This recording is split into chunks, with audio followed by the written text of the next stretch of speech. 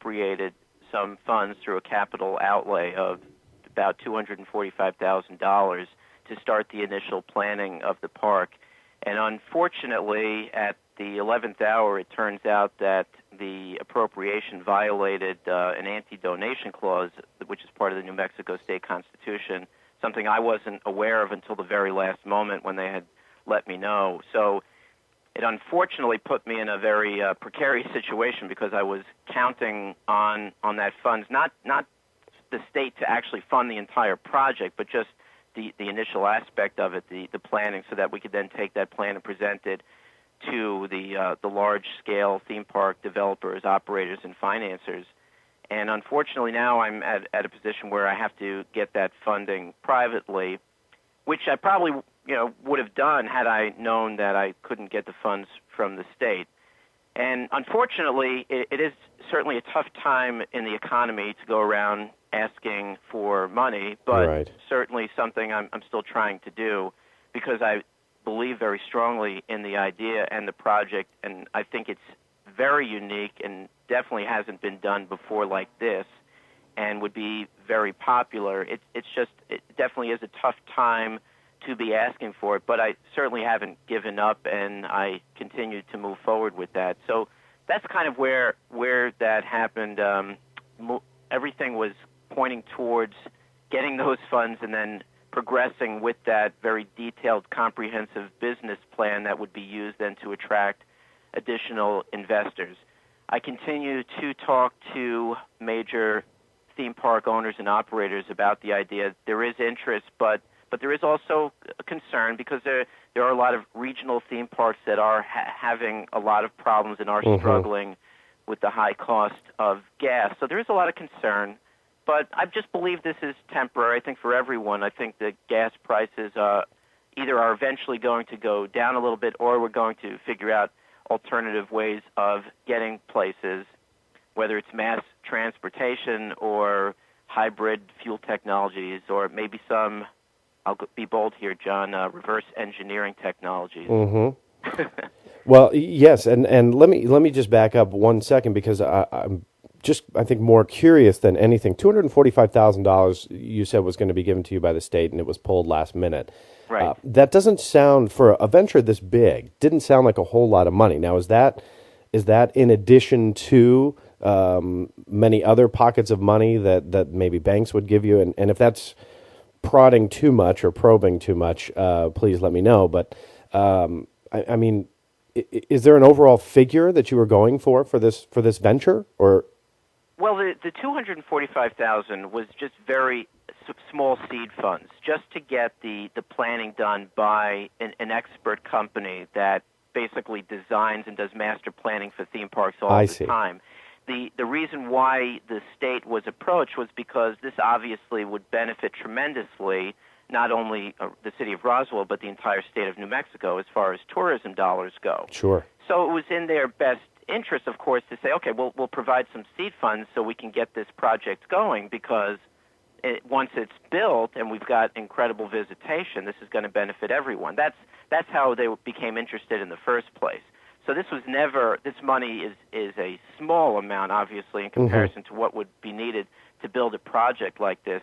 I mean, I've run estimates back and forth, and initially I was thinking really high, and I've kind of downscaled it a little bit and then looked at it from starting a little bit smaller and then having the potential for growth. But a project like this could run between 300 and 500 million approximately. Sure. It's very difficult to say. When you're starting something from the ground up, you've got nothing, no infrastructure at all. You've got to develop the buildings and the land and everything like that.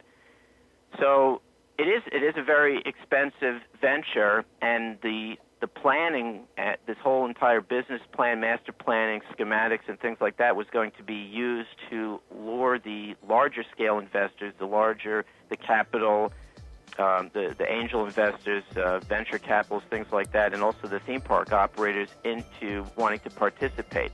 But without Brian, I got to put you on hold just for 1 second. We're already at the bottom of the hour. Sure. Stay tuned. Bryan Temmer coming back up after this break. Stay tuned. We'll be right back here on the Black Vault Radio.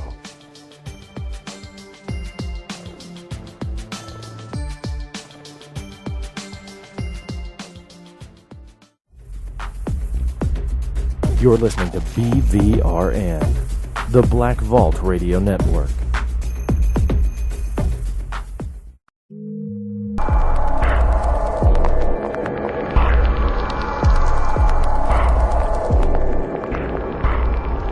Welcome back to the Black Vault Radio. I am your host, John Greenwald Jr. We're talking to Bryan Temmer about an alien theme park planned for Roswell, New Mexico, or maybe somewhere else. I'm not sure, Bryan. Bryan, welcome back to the show. Are you open to anywhere else, or are we more than likely going to see you in Roswell, New Mexico?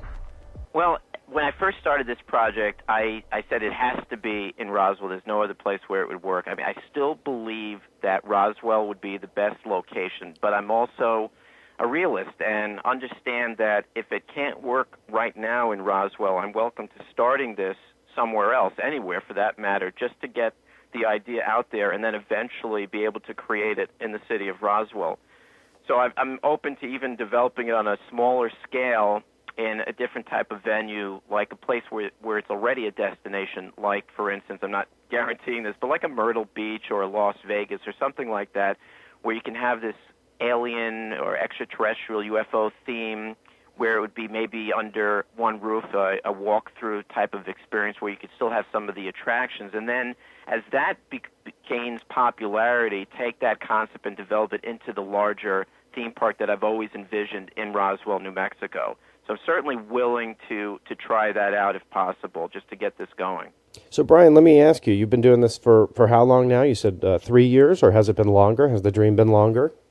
Well, the idea for the alien abduction roller coaster actually has been longer. I thought of that one in 2004, but the actual entire theme park came about in 2005. So yeah, definitely it's been 3 years. I've always known I've wanted to do something special my whole life, something unique, but this concept has been kind of tied to me very closely for a solid 3 years. And I still have a regular day job because I've definitely got to feed the family, but this is something that I'm been pursuing and trying to make happen. And even though it's been very discouraging, John, at times, in fact, a lot of the times it has been, there's still something inside of me that doesn't seem to want me to quit, because every time I'm about to quit, something interesting happens, and so I'm feeling like I'm being driven by some type of divine force, whether it's a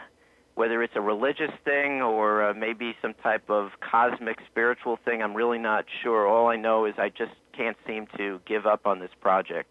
Now, do you have a kind of a motivation behind all of this, or are you just kind of driven by an unknown force? Yeah, and now I notice maybe some of your listeners, or maybe not, they might think that this is a little quirky, but there is something, I can't really explain it, that seems to be driving me to do this.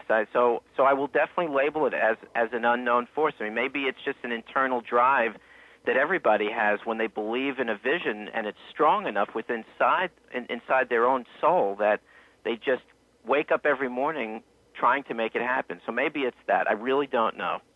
Well, no, it's good to have that motivation, no matter what drives it. So I do wish you all the best of luck with this.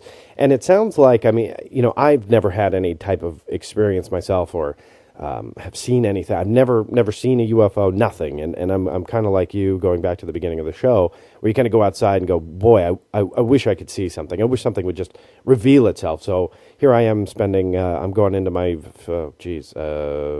12th, 13th year investigating government documents and UFOs and so on, and I've never seen anything. So, I always have this thing in the back of my head. I really want to see something. I think some listeners would probably argue deep down, I think Bryan is driven by an experience he had but doesn't remember. Has anybody ever told you that before? Because I've been told that a lot. Like I probably had something that's suppressed, so to speak, and I don't buy into that. I'm just kind of curious if you run into that same allegation as well. Yeah, and it's funny that you bring that up, because I actually do believe in that. I believe in some type of a reincarnation, but not in probably the way that most people do. As you probably learned as you're doing the programs, the universe and things like that, every one of us is billions